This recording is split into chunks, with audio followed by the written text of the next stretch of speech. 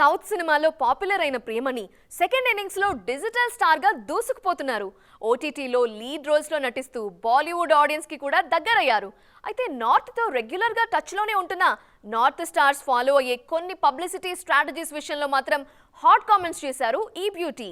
నటిగా మంచి ఫామ్ లో ఉండగానే పెళ్లి చేసుకుని సినిమాలకు బ్రేక్ ఇచ్చారు ప్రియమణి. పెళ్లికి ముందు పర్ఫార్మెన్స్ ఓరియంటెడ్ సినిమాలతో పాటు కమర్షియల్ సినిమాలు కూడా చేసిన ప్రియమణి నటిగా గ్లామర్ స్టార్ గా పేరు తెచ్చుకున్నారు.